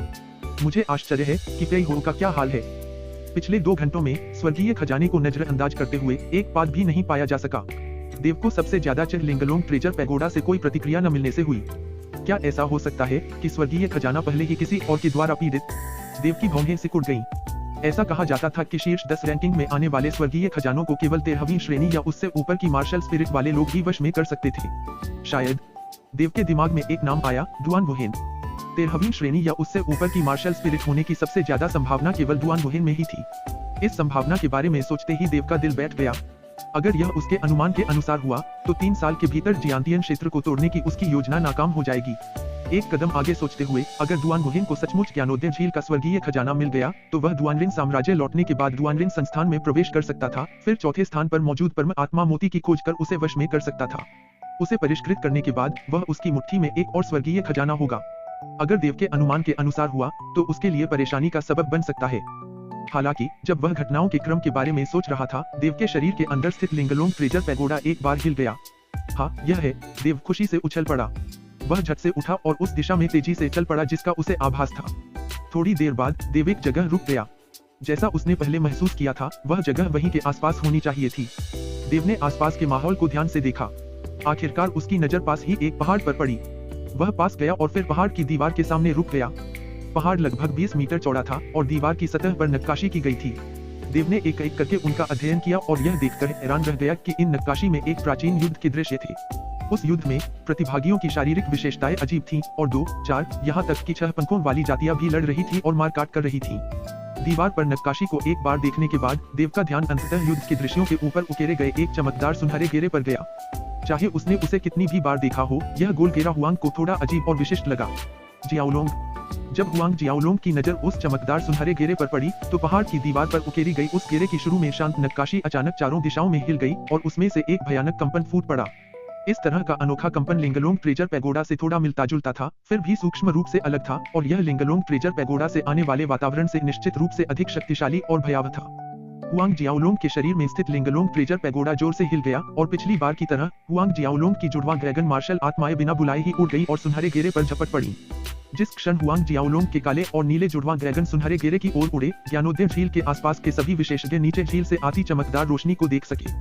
कुछ दर्जन ली दूर दुआन वुहेन के सख्त चेहरे पर खुशी उभर आई जब उसने प्रकाश के दीप्तिमान स्तंभ। वह चमकता हुआ देव की दिशा में तेज गति से तेजी से बढ़ रहा था और अंतरिक्ष में चीरता हुआ अपनी केवल धुंधली छवियां छोड़ता जा रहा था। दुआन वुहेन के अलावा बिग स्वॉर्ड सेक्ट के यूचेन, मार्शल निंग परिवार के निंग वांग और युवाई साम्राज्य के जियांतियन विशेषज्ञ, ये सभी विशेषज्ञ देव की दिशा में तेजी से बढ़ रहे थे। चारों ओर से उस पर उतरती तेज आभा को भापते हुए देव के चेहरे पर एक भद्दा भाव था जिसने उसकी युद्ध क्यू को चरम सीमा तक बढ़ा दिया। सुनहरे वृत्ताकार वलय के चारों ओर लिपटे काले और नीले ड्रैगन देव के शरीर में वापस लौटना चाहते थे, लेकिन सुनहरा वलय अचानक एक गुंजन के साथ कंपन करने लगा, जिससे एक रहस्यमय ऊर्जा निकली जिसने जुड़वां ड्रैगन को पीछे धकेल दिया। इस समय डुआन वुहिन 10 ली से भी कम दूरी पर था। देव को डुआन वुहिन के आने का पहले ही पता चल गया था, क्योंकि उसने लगातार भयानक दबाव डाला और उसकी आभा और तंत्रिकाएं तनावग्रस्त हो गईं। अगर डुआन वुहिन पहले पहुंच जाता तो देव निश्चित रूप से मर जाता।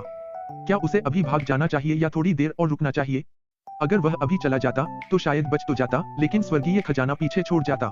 डुआन वुहिन के पास शायद उसका पीछा करने का समय न हो, लेकिन अगर वह सोने की अंगूठी को परिष्कृत करता रहा तो डुआन वुहिन इस प्रक्रिया के दौरान आ सकता था, या इससे भी बदतर, खजाने को परिष्कृत करने के ठीक बाद। क्या करें? उसे क्या करना चाहिए? देव घबराया हुआ, दुविधा में और अनिच्छुक था। जब देव विचार करने में व्यस्त था तो पहले से ही झटक दिए गए जुड़वां ड्रैगन क्रोधित हो गए और उनके सिर झुक गए और उनके शरीर से तेज रोशनी फूटने लगी। एक आदिम दिव्य ड्रैगन की दमनकारी शक्ति ने उनके शरीरों को मंत्रमुग्ध कर दिया और एक बार फिर वे सुनहरे घेरे में लिपट गए, जिससे सुनहरा छल्ला अजीब सी चीखें निकालने लगा और संघर्ष करते हुए चमकने लगा। हालांकि इस बार वह जुड़वां ड्रैगनों को झटक नहीं पाया। काले और नीले दोनों ड्रैगन उसके चारों ओर मजबूती से लिपट गए और देव के शरीर में वापस लौट आए और सुनहरे छल्ले को कैदी की तरह घसीटते हुए ले गए। जब सुनहरा छल्ला देव के शरीर में गायब हो गया तो देव के आसपास का क्षेत्र काला पड़ गया, जिससे एक ब्लैक होल दिखाई देने लगा। ब्लैक होल से एक विशाल चूषण बल फूट पड़ा, जिसने देव को अपने अंदर समा लिया। ब्लैक होल सिकुड़ गया और ऐसे गायब हो गया जैसे वह कभी था ही नहीं। जैसे ही ब्लैक होल गायब हुआ, एक परछाई उसकी ओर तेज गति से दौड़ी। यह नया आगमन स्वाभाविक रूप से डुआन वुहिन था।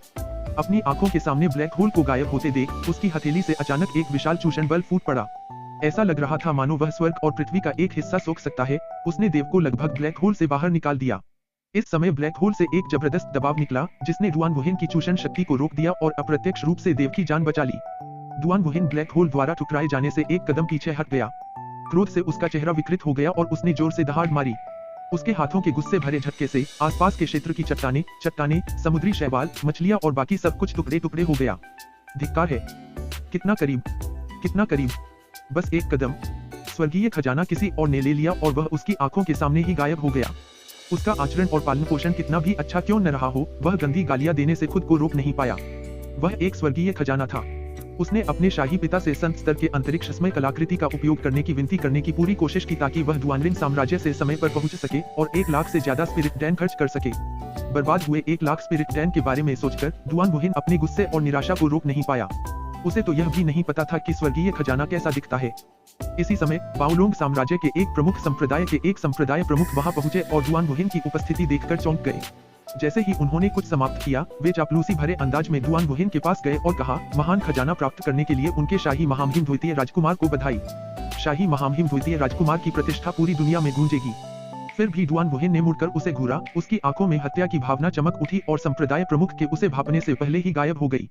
उसने असमंजस के भाव से डुआन वुहिन का सामना किया और तभी डुआन वुहिन की मुट्ठियां अचानक उस पर टूट पड़ी। मुट्ठियां बदकिस्मत संप्रदाय के मुखिया की छाती में धंस गई और उसकी पीठ से बाहर निकल गई। डुआन वुहिन का पूरा हाथ उस छेद में धंस गया। संप्रदाय के मुखिया ने अपनी दृष्टि नीचे की ओर झुकाई, अपनी छाती में बने विशाल छेद को एकटक देखते रहे और अपनी एक उंगली डुआन वुहिन की ओर उठाई, जैसे उसका शरीर उस अंतर्धारा में बह रहा हो। अपनी मृत्यु के क्षण तक संप्रदाय के मुखिया को यह समझ नहीं आया कि डुआन वुहिन उसे क्यों मारना चाहता था। क्या इसलिए कि उसने डुआन वुहिन को स्वर्गीय खजाना प्राप्त करते देखा था और इसलिए रहस्य बनाए रखने के लिए उसे मार डाला गया। दयनीय संप्रदाय के मुखिया को कैसे पता चल सकता था कि उसकी चापलूसी भरी बातें डुआन वुहिन के जख्म पर नमक छिड़कने जैसी थीं। संप्रदाय के कई और प्रमुख नेता और पारिवारिक मुखिया वहां पहुंचे। डुआन वुहिन को एक प्रमुख संप्रदाय के मुखिया को सिर्फ एक मुक्के से मारते देख उनके दिल डर से धड़क उठे। हर कोई दहशत से भर गया और भागने के लिए मुड़ा, लेकिन डुआन वुहिन का गुस्सा शांत नहीं हुआ। इन मक्खियों को भागते देख एक और मुक्का मारा। यह मुक्का कई छोटे छोटे मुक्कों में बट गया और अलग अलग लोगों पर वार किया। चाहे वह परिवार का मुखिया हो या संप्रदाय का मुखिया, हर किसी की छाती में मुक्का घुसा हुआ था। ये नीच गुलामों का झुंड है। डुआन वुहिन ने लाशों को देखते हुए ठंडी सांस ली। एक झटके में वह उस इलाके से गायब हो गया। थोड़ी देर में डुआन वुहिन के जाने के बाद बिग स्वॉर्ड सेक्ट के यूचेन, मार्शल निंग परिवार के निंग वांग और बाकी लोग जो वहां पहुंचे, वे बिखरी हुई लाशों को देखकर दंग रह गए। हर एक ने अपने साथियों को आश्चर्य से देखा। उन्होंने इन मृतकों को पहचान लिया। ये सभी या तो संप्रदाय के नेता थे या फिर प्रमुख परिवारों के कुलपिता। इसके अलावा ये सभी जियांतियन क्षेत्र के विशेषज्ञ थे।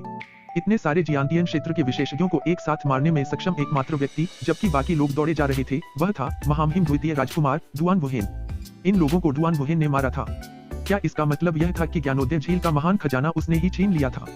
हालांकि उनमें से किसी ने भी यह बात खुलकर नहीं कही, लेकिन सभी को पूरा यकीन था कि यह खजाना डुआन वुहिन ने ही हासिल किया था। भले ही उनके दिलों में अनिच्छा थी, लेकिन यह परिणाम उनकी उम्मीद के मुताबिक ही था। इस प्रकार उनके मन में ज्यादा नाराजगी नहीं रही। वे मुड़े और चले गए। इस बीच ब्लैक होल में खींचे जाने के बाद देव की आंखों में एक तेज रोशनी चमकी और उन्हें एक प्राचीन युद्ध क्षेत्र में ले जाया गया। यह प्राचीन युद्ध क्षेत्र वैसा ही लग रहा था जैसा उन्होंने पहाड़ की दीवार पर उकेरा हुआ देखा था। सब कुछ वैसा ही था। मृत्यु, कत्लेआम और बर्बरता से भरा एक वीरान युग सब एक साथ घुल मिल गया था। यही प्राचीन युद्ध क्षेत्र उनकी आंखों के सामने था। देव ने अपनी युद्ध क्यू को सक्रिय किया और अपने आसपास के वातावरण पर ध्यान केंद्रित करते हुए सावधानी से और धीरे धीरे आगे बढ़े। उनके पैरों के नीचे की रेत मुलायम और धूसर पीली थी और उनके चारों ओर खंडहर और लाशें थीं, लेकिन उन्हें 2, 4 और 6 पंखों वाली जातियों की कोई लाश नहीं दिखाई दी। जैसे ही देव आगे बढ़े, उनके शरीर का सुनहरा घेरा एक पल के लिए हिल गया और उनके मन में एक भिनभिनाहट गूंजी। फिर कुछ यादें उनकी चेतना में जुड़ गईं। ईश्वर बंधन वलय। यादों के सैलाब से देव को इस सुनहरी अंगूठी का नाम पता चला। इसे ईश्वर बंधन अंगूठी कहा जाता था। देव आंखें बंद किए स्थिर खड़ा रहा, फिर अचानक आंखें खोली। दोनों हथेलियां आगे की ओर उठी और एक अंगूठी के आकार की हथेली का निशान हवा में कई 100 मीटर तक फैल गया, जिससे उसके सामने की हवा का प्रवाह अलग हो गया। यह उसे विरासत में मिला युद्ध कौशल था, ईश्वर बंधन हथेली। स्मृतियों के अनुसार इस युद्ध कौशल की साधना में शिखर पर पहुंचकर कोई स्वर्ग और पृथ्वी, अंतरिक्ष, काल और यहाँ तक कि एक ईश्वर को भी बांध सकता था। एक वास्तविक सच्चा ईश्वर, इतना शक्तिशाली, यह वास्तव में एक सच्चे ईश्वर को बांध सकता है। देव अचंभित रह गया। स्वर्ग और पृथ्वी, अंतरिक्ष और काल सभी अदृश्य तत्व थे। अगर यह ईश्वर बंधन हथेली इन अमूर्त चीजों को बांध सकती है, तो क्या इसका मतलब यह नहीं था कि यह जीवित प्राणियों को भी बांध सकती है? मुझे आश्चर्य है कि स्वर्गीय खजाने की सूची में ईश्वर बंधन वलय का स्थान कहाँ है। दुआनरिंग संस्थान का परम आत्मा मोती चौथे स्थान पर है और कहा जाता है कि इसका पारंपरिक युद्ध कौशल परम आत्मा उगली नरक को भेदने में सक्षम है। मुझे आश्चर्य है कि इनमें से कौन अधिक शक्तिशाली है। ईश्वर बंधन वलय को सक्रिय करके क्या कोई इस प्राचीन युद्ध क्षेत्र में प्रवेश कर सकता है? यहाँ क्या है और इसका उद्देश्य क्या है? देव ने अपने विचारों को व्यवस्थित किया। चूंकि उसे वहां लाया गया था, तो कोई उद्देश्य अवश्य होगा। क्या इस स्थान का उपयोग अभ्यास के लिए किया जा सकता है? देव के मन में अचानक एक विचार आया और वह झट से असुर रणनीति का अभ्यास करते हुए बैठ गया। उसके पीछे काले और नीले जुड़वां ड्रैगन मंडरा रहे थे। पाताल लोक की आध्यात्मिक ऊर्जा ऊपर के शून्य से झरने की तरह बरस रही थी और देव ने देखा कि वह गायब नहीं हुई। पाताल लोक की आध्यात्मिक ऊर्जा के अलावा एक और विदेशी आध्यात्मिक ऊर्जा थी जो प्राचीन युद्ध क्षेत्र से उसके शरीर में समाहित होने से पहले आई थी। यह कौन सी आध्यात्मिक ऊर्जा है? देवदंग रह गया। न केवल यह आध्यात्मिक ऊर्जा उसके शरीर में प्रवेश करते ही उसकी पाताल लोक युद्ध क्योई के साथ सहजता से विलीन हो गई, बल्कि उसके क्योई सागर में पाताल लोक युद्ध क्योई रूपांतरण की दर भी कई गुना तेज हो गई। समय नदी की तरह बहता गया। देव ने इस प्राचीन युद्ध क्षेत्र में कई दिन अभ्यास किया था और जिस गति से उसकी पाताल लोक युद्ध क्योई संघनित हुई, वह आश्चर्यजनक थी। यहाँ कुछ दिनों का अभ्यास बाहर 1 महीने के अभ्यास के बराबर था। देव बहुत खुश हुआ। इस गति से अगले 2 हफ्तों में वह उत्तर 9वें क्रम तक पहुंच सकता था। देव कुछ दिन अंदर बिताने के बाद प्राचीन युद्ध क्षेत्र से बाहर निकल गया। जिस जगह वह दिखाई दिया, वह वही जगह थी जहां से वह ज्ञानोदय झील के ब्लैक होल से गुजरते हुए गायब हुआ था। हालांकि दुआन मुहिम पहले ही जा चुका था और आसपास के पानी में बस सन्नाटा था। देव ने आसपास का निरीक्षण किया और पाया कि उस क्षेत्र के पहाड़, चट्टानें और जलीय पौधे किसी के द्वारा नष्ट किए गए विनाश के दृश्य में थे। झील के तल पर 1000 मीटर लंबा ताड़ का निशान बचा था। यह देखकर देव डर गया और अनुमान लगाया कि यह विशाल ताड़ का निशान दुआन मुहिम ने ही छोड़ा होगा। अगर ब्लैक होल उसे समय पर प्राचीन युद्ध क्षेत्र में नहीं खींच लेता और वह ताड़ का निशान उसके शरीर पर गिर जाता, तो वह टुकड़े टुकड़े हो जाता। फिर भी मुझे जल्द से जल्द शियांटियन क्षेत्र में प्रवेश करना होगा, देव ने मन ही मन सोचा। ज्ञानोदय झील की इस यात्रा ने उसे और तेजी से मजबूत बनने की जरूरत की भावना को जोरदार झटका दिया। इस मार्शल स्पिरिट वर्ल्ड में अपनी सुरक्षा के लिए न्यूनतम जरूरतें पूरी करने के लिए केवल जियांतियन क्षेत्र में घुसना ही काफी था। आसपास के माहौल पर एक और नजर डालते हुए देव की आंखें चमक उठी और वह वहां से गायब हो गया। कुछ ही क्षणों बाद देव ज्ञानोदय झील से बाहर निकला। ज्ञानोदय झील के आसपास का इलाका लोगों से खाली था। ऐसा लगता है कि विभिन्न शक्तियों के विशेषज्ञ पहले ही जा चुके थे। फेई हो शायद फेई हवेली में इंतजार कर रहा है, देव ने सोचा। फेई हो के साथ हुए समझौते के अनुसार अगर कुछ हुआ तो वे 3 दिनों के भीतर अलग अलग फेई हवेली लौट आएंगे। अगर 3 दिन से ज्यादा बीत गए थे तो बहुत संभव था कि फेई हो ने उसे ढूंढने के लिए हर जगह लोगों को भेजा हो। ठीक वैसा ही जैसा देव ने भविष्यवाणी की थी। ज्ञानोदय झील से तेजी से निकलने के कुछ ही देर बाद उसकी मुलाकात फेई हवेली के कुछ पहरेदारों से हुई जो जंगल में उसकी तलाश कर रहे थे। जब फेई हवेली के पहरेदारों ने देव को देखा तो उनके चेहरे पर खुशी की चमक थी। देव को सकुशल लौटते देख फेई हो ने लगभग प्रार्थना में वेदी स्थापित कर दी ताकि वे स्वर्ग का धन्यवाद कर सके और अदृश्य आंसू और नाक से लगातार बहते रहे। मुख्य हॉल, फेई हवेली। देव बैठ गया और फेई हो को उसके लापता होने के बाद ज्ञानोदय झील पर हुई घटनाओं के बारे में बताते हुए सुनने लगा। 8 जियांतियन क्षेत्र के विशेषज्ञ मारे गए। देव इस खबर से स्तब्ध रह गया। फेई हो ने सिर हिलाया और कहा, हाँ, उन सभी को शाही महारानी द्वितीय राजकुमार दुआन वुहिन ने मार डाला था। जब डुआन वुहेन ने महान खजाना ले लिया तो ये 8 कुलपति और संप्रदाय प्रमुख घटनास्थल पर पहुंचे, इसलिए डुआन वुहेन ने उन्हें चुप करा दिया। डुआन वुहेन को महान खजाना मिल गया, देव हैरान रह गया। फेई हो ने सिर हिलाते हुए कहा, हाँ, खबर फैल गई है और बाहर तक पहुंच गई है। फेई हो की पुष्टि सुनकर देव ने चुपके से अपना सिर हिलाया और व्यंग्यात्मक ढंग से हंसा। उसे उम्मीद नहीं थी कि एक शाही राजकुमार उसके लिए काले बर्तन की रखवाली करेगा। उसने शर्त लगाई थी कि एक साधारण सैर करते हुए भी ऐसी अफवाहें सुनकर डुआन वुहेन को लोगों को मारने का मन करेगा। तो क्या डुआन वुहेन डुआनरिन साम्राज्य लौट आया है? देव ने पूछा। उसे लौट जाना चाहिए था। जिस दिन उसे महान खजाना मिला उसी दिन डुआनरिन साम्राज्य की अंतरिक्ष कलाकृति आकाश में उड़ गई और गायब हो गई। फेई हो ने उत्तर दिया और फिर कहा, ज्ञान झील पर तैनात सेना को भारी नुकसान हुआ। मैंने सुना है कि संघर्ष के दौरान युवाई साम्राज्य के लगभग 70 से 80 हजार सैनिक मारे गए थे। युवाई साम्राज्य डुआनरिन साम्राज्य के अधीन सबसे शक्तिशाली साम्राज्यों में से एक था। युवाई साम्राज्य के 80 हजार सैनिकों का नुकसान कोई छोटी बात नहीं थी, लेकिन इससे उसकी मुख्य शक्ति को कोई नुकसान नहीं होगा। इसके बाद फेई हो ने पिछले कुछ दिनों में बिग स्वॉर्ड संप्रदाय और मार्शल निंग परिवार की गतिविधियों की जानकारी दी। जब फेई हो ने बिग स्वॉर्ड संप्रदाय के 8 मुख्य शिष्यों के मारे जाने का जिक्र किया तो देव मुस्कुराया और खुद को इस काम का श्रेय देते हुए बोला, मैंने उन्हें मार डाला। फेई हो एक पल के लिए हैरान रह गया, क्या उन्हें सॉवरेन ने मारा था? फिर वह हंसा, मैं सोच रहा था कि वह कौन था। तो क्या बिग स्वॉर्ड संप्रदाय के 8 मुख्य शिष्य सॉवरेन ने मारे थे? यूचेन, वह बूढ़ा यह जानकर गुस्से से उछल रहा होगा, फिर भी हमें उससे सावधान रहना होगा। देव ने सहमति में सिर हिलाया। कुछ देर बाद फेई हो मुख्य हॉल से चला गया। देव ने यह स्पष्ट नहीं किया कि खजाना उसके हाथ में है, डुआन वुहेन के पास नहीं, क्योंकि यह अनावश्यक था और फेई हो के प्रति अविश्वास की भावना के कारण नहीं था। इसके अलावा फेई हो का स्वर्गीय खजानों के बारे में ज्ञान सीमित था और उसे यह नहीं पता था कि सूची में ईश्वर बंधन वलय कहाँ है या उसका उपयोग कैसे किया जाता है। फेई हो के मुख्य हॉल से पीछे हटने के बाद देव अपने आंगन में लौट आया और फिर ईश्वर बंधन वलय को सक्रिय करके प्राचीन युद्ध क्षेत्र में प्रवेश किया। इस समय सबसे महत्वपूर्ण बात उत्तरनवे क्रम में प्रवेश करना था और देव ने निर्णय लिया कि सफलतापूर्वक आगे बढ़ने के बाद लोटोंग साम्राज्य में वापस लौटना। प्राचीन युद्ध क्षेत्र में देव ने लिंगलोंग खजाना शिवालय का आह्वान किया, एक अग्नि ड्रैगन मोती निकाला और अभ्यास करने के लिए पालथी मारकर बैठ गया। असुर रणनीति का अभ्यास करते हुए उसने प्राचीन युद्ध क्षेत्र से आने वाली आध्यात्मिक ऊर्जा को अवशोषित किया। पिछली बार जब उसने यहाँ अभ्यास किया था तो देव ने एक अस्पष्ट नरसंहार क्योई का पता लगाया जो उसकी साधना के लिए लाभदायक साबित हुई, साथ ही उसकी आत्मा और इच्छा शक्ति को भी तेज किया। 12 दिन बीत गए। ज्ञानोदय झील में महान खजाने के जन्म को लगभग 20 दिन बीत चुके थे और उसके उद्भव से उत्पन्न तूफान धीरे धीरे थम गया था। हालांकि इसके बारे में अभी भी चर्चा होती थी, लेकिन इसे पहले जितना ध्यान नहीं मिला। 12 दिनों तक देव प्राचीन युद्ध क्षेत्र के अंदर रहा और अभ्यास किया, अंततः 9वें क्रम के उत्तरार्ध में आगे बढ़ा। तभी देव प्राचीन युद्ध क्षेत्र से बाहर निकला। इसके बाद देव और फी हो लोटोंग साम्राज्य से बाहर निकल गए और उसी रास्ते से निकले जिस रास्ते से वे आए थे, सिल्वरमून वन से होकर। दोनों ने रास्ते में राक्षसी जानवरों को मार डाला और आगे प्रशिक्षण लिया। लगभग 2 महीने बाद देव ने कॉस्मिक स्टार अकादमी की बजाय तियानक्सुआन हवेली में अपना पहला पड़ाव बनाया। बड़े भाई, आप वापस आ गए। तियानक्सुआन हवेली में कदम रखते ही सबसे पहले उनका स्वागत उनकी छोटी बहन हुआंग मिन ने किया। देव के सामने आते ही उनके चेहरे पर खुशी साफ झलक रही थी और उन्होंने उनका हाथ खींचते हुए कहा, बड़े भाई, युवाई साम्राज्य की इस यात्रा के दौरान क्या आपको मेरे लिए कुछ लाने को मिला? मुझे पहले से ही पता है कि आप एक जिद्दी कीड़ा हैं। उसके इतना कहते ही देव ने असुर रिंग से ढेर सारी चीजें निकाली। अपने सामने इतनी सारी चीजें देखकर हुआंग मिन खुशी से हंस पड़ी। देव ने सिर हिलाया। कुछ ही महीनों में यह लड़की 15 साल की हो जाएगी, लेकिन अभी भी एक छोटी बच्ची की तरह व्यवहार करती है।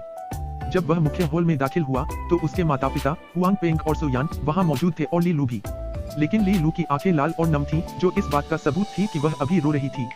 मुख्य हॉल का माहौल कुछ निराशाजनक था। क्या बात है? देव ने अंदर आते ही पूछा। इस समय तक ली लू देव के गले लग चुकी थी और लगातार रोते हुए उसे कसकर गले लगा रही थी। देव कुछ स्तब्ध था, अपने माता पिता से स्पष्टीकरण मांग रहा था। हुआंग पेंग ने गंभीरता से कहा, हमें अभी अभी कांगलान काउंटी से खबर मिली है कि पूरा ली निवास ऊपर से नीचे तक नष्ट हो गया है। 100 से ज्यादा लोग मारे गए हैं। स्तब्ध। यह सुनकर देव पूरी तरह से स्तब्ध रह गया। ली निवास ऊपर से नीचे तक नष्ट हो गया। क्या इसका मतलब यह है कि ली लू के पिता ली चेंग और उनके दादा लियू म्यू भी मर चुके थे? कोई बात नहीं, अब और मत रो। देव ने ली लू की पीठ थपथपाई और उसे धीमी आवाज में दिलासा दिया। ली लू देव की बाहों में कुछ देर तक रोती रही, फिर उसके हाथ छूट गए। अपने चेहरे से आंसू पोंछते हुए उसने देव के कंधे पर गीला धब्बा देखा जो पूरी तरह भीग गया था। उसके गालों पर शर्मिंदगी से लालिमा छा गई थी। सभी लोग मुख्य हॉल में बैठ गए। क्या हमें पता चला कि यह किसने किया? देव ने पूछा। सुयान ने कहा, ली चेंग और वृद्ध कुलपति ली की मृत्यु जहर के खून से हुई थी। मार्शल हाउटियन ने इसकी पुष्टि की। जहर के खून से देव की भौहें गहरी सिकुड़ गईं। उसी समय ग्रीन होप गैंग के नेता जियांग वेई की भी जहर के खून से हुई मौत हो गई। क्या इसका मतलब यह था कि जियांग वेई की हत्या करने वाला और ली चेंग की हत्या करने वाला और ली निवास को तबाह करने वाला एक ही व्यक्ति था? 7 साल पहले की बात याद कीजिए। लियू म्यू के 80वें जन्मदिन समारोह के दौरान जहरीले सांपों वाली 2 आत्माओं ने 3 साल के अंदर लियू म्यू की जान लेने की कसम खाई थी। लेकिन तब से 7 साल बीत चुके थे। क्या जहरीले सांपों वाली आत्माओं वाले वे लोग वाकई इसके लिए जिम्मेदार थे? युवाई साम्राज्य से तियानक्सुआन हवेली लौटते हुए देव ने यह अनुमान नहीं लगाया था कि सबसे पहले उसे ली निवास के विनाश के बारे में पता चलेगा। पिछले कुछ वर्षों में देव ने मार्शल हाउतियान से अनुरोध किया था कि वे जमीन पर कान लगाए रखें और ली निवास को छाया से बचाए। फिर भी ली निवास इस विपत्ति से बच नहीं सका। इस समय देव की वापसी की सूचना मिलने पर मार्शल हाउतियान तियानक्सुआन हवेली की ओर दौड़े। देव का अभिवादन करने के बाद मार्शल हाउतियान ने ली निवास के विनाश से जुड़ी हर बात विस्तार से बताई। महाराज, मैंने उनका पता लगा लिया है और मुख्य अपराधी को ढूंढ निकाला है। अपनी रिपोर्ट समाप्त करने के बाद मार्शल हाउतियान ने यह जानकारी जोड़ी। हाउतियान, आपके विचार से दूसरे पक्ष की ताकत क्या है? देव की गंभीर आवाज सुनाई दी। लियू म्यू और ली चेंग की छाती पर लगे जहर के खून के निशान से लगता है कि दूसरा पक्ष शायद जियांतियन क्षेत्र का विशेषज्ञ है, मार्शल हाउतियन ने गंभीर भाव से कहा। जियांतियन क्षेत्र का विशेषज्ञ? देव ने भौंहें चढ़ाई। उस साल ग्रीन होट कैंट के नेता जियांग वेई की हत्या करने वाला अपराधी सिर्फ 10वीं श्रेणी के अंतिम योद्धा का एक शीर्ष योद्धा था। क्या उस व्यक्ति को कोई सफलता मिली और वह जियांतियन क्षेत्र में घुस गया? अगर ऐसा था तो मामला उसकी उम्मीद से कहीं ज्यादा मुश्किल था। इससे कोई फर्क नहीं पड़ता था कि दूसरा पक्ष अभी अभी जियांतियन क्षेत्र में आगे बढ़ा है। उस समय मार्शल हाउतियन और फेई हो थे जो उस व्यक्ति से निपट सकते थे। कुछ ही क्षणों बाद फेई हो और मार्शल हाउतियन दोनों को छोड़ दिया गया। देव ने उन्हें तियानक्सुआन हवेली के गार्डों की संख्या बढ़ाने के लिए कहा, खास तौर पर ली लू की सुरक्षा सुनिश्चित करने के लिए। ली लू ली निवास की एकमात्र जीवित बची हुई सदस्य थी और देव की राय में हत्यारा ली लू को मारकर ली परिवार के वंश को जरूर मिटा देगा। रात के गहरे गर्त में शुद्ध और स्वच्छ चांदनी चमक रही थी। देव अपने आंगन में खड़ा रात के आकाश में चमकते चांद को देख रहा था। इसी समय उसके पीछे से कदमों की आहट सुनाई दी और उसने मुड़कर ली लू को देखा। ली लू ने लेवेंडर रंग की मलमल की पोशाक पहनी हुई थी जो उसकी कमर पर बहुत अच्छी लग रही थी। चांदनी में उसकी ओर बढ़ते हुए वह नश्वर लोक में उतरी एक परी की तरह लग रही थी। ली लू देव के पास पहुंची और फिर रुक गई। शियाओलोंग, ली लू ने थोड़ी देर झिझक के बाद अपना मुंह खोला, मुझे तुमसे कुछ कहना है। बताओ, देव ने उसकी ओर देखा। मैंने 7वें क्रम को तोड़ दिया है, ली लू ने कहा। 7वां क्रम? देव थोड़ा हैरान हुआ। ली लू की प्रतिभा को देखते हुए वह अपनी गति से 7वें क्रम तक नहीं पहुंच पाती, भले ही उसने उसे साइकैड फल और अग्नि ड्रैगन मोती दिए हों। क्या ली लू को भी कोई सौभाग्यपूर्ण साहसिक कार्य मिला था? देव के भ्रमित भाव को देखकर ली लू ने विस्तार से बताया, कुछ समय पहले अकादमी में एक बाहरी कार्य चल रहा था और मैं पानी के एक कुंड में गिर गई। भूख लगने के कारण मैंने मशरूम जैसी दिखने वाली कुछ छोटी घास खा ली और सीधे 6ठे क्रम से 7वें क्रम में पहुंच गई। देव की दोनों आंखें अविश्वास से चौड़ी हो गईं। ली लू को इतना सौभाग्य मिला कि वह 6ठे क्रम से सीधे 7वें क्रम में पहुंच गई। आखिर वे मशरूम क्या थे? लेकिन जब देव अभी भी जादुई मशरूमों के बारे में सोच रही थी, ली लू से एक तेज रोशनी फूट पड़ी और एक चमकदार लंबी काली तलवार उसके पीछे मडरा गई। काली तलवार की सतह पर काले रंग के रूम तरल पदार्थ की तरह बह रहे थे। यह ली लू की युद्ध आत्मा डार्क डिवाइन स्वॉर्ड का प्रकटीकरण था। हालांकि अगले ही क्षण एक और चमकदार रोशनी फूट पड़ी। ली लू के पीछे एक लंबी सफेद तलवार प्रकट हुई। यह सफेद तलवार लगभग पारदर्शी थी, जो टिमटिमाती हुई एक पवित्र वातावरण का संचार कर रही थी। उसके ऊपर तैरती सुनहरी रोशनियां छोटे सुनहरे कल्पित गौनों जैसी लग रही थीं। यह है, इस बार देव दंग रह गया। ली लू के पास वास्तव में दिव्य काली तलवार के अलावा एक और मार्शल आत्मा थी। वह बिल्कुल उसकी तरह थी, जुड़वा मार्शल आत्माओं वाली एक व्यक्ति। इसके अलावा वह इस मायने में भी समान थी कि उसकी दोनों मार्शल आत्माएं एक ही प्रकार की थीं, एक काली और एक सफेद जुड़वा तलवार। देव बता सकता था कि पारदर्शी सफेद लंबी तलवार उसकी दिव्य काली तलवार से कहीं ज्यादा शक्तिशाली थी। एक शानदार मार्शल आत्मा। ऐसा क्यों था कि उसे पहले यह नहीं पता था कि ली लू के पास जुड़वा मार्शल आत्माएं थीं? यह दूसरी मार्शल आत्मा तब जागृत हुई जब मैंने 7वें क्रम को तोड़ा। इसे दिव्य पवित्र तलवार कहा जाता है, जो 12वीं श्रेणी की एक शीर्ष मार्शल आत्मा है, ली लू ने समझाया। अभी अभी जागा हूँ। देव को आखिरकार समझ आ गया। इसमें कोई आश्चर्य की बात नहीं थी कि उसे शुरू से ही पता नहीं था कि ली लू में जुड़वा मार्शल आत्माएं हैं। पहले जब देव कॉस्मिक स्टार अकादमी के पुस्तकालय में मार्शल आत्माओं के बारे में किताबें पढ़ता था, तो ली लू जैसी ही परिस्थितियां होती थीं। मार्शल स्पिरिट की दुनिया में बच्चे 7 साल की उम्र में अपनी मार्शल आत्माएं जागृत कर लीं, लेकिन ऐसे भी मामले थे जहां मार्शल आत्माओं के जागरण का समय धीमा था। कुछ तब जागृत हुई जब स्वामी ने 4थे क्रम या 7वें क्रम को तोड़ा। मार्शल आत्मा जितनी देर से जागृत होती है, वह उतनी ही शक्तिशाली होती है। कुछ दूसरी मार्शल आत्माएं तब जागृत हुई जब स्वामी ने 4थे क्रम को तोड़ा। इन मामलों में दूसरी मार्शल आत्मा पहली जागृत मार्शल आत्मा से 1 या 2 स्तर ऊंची होती।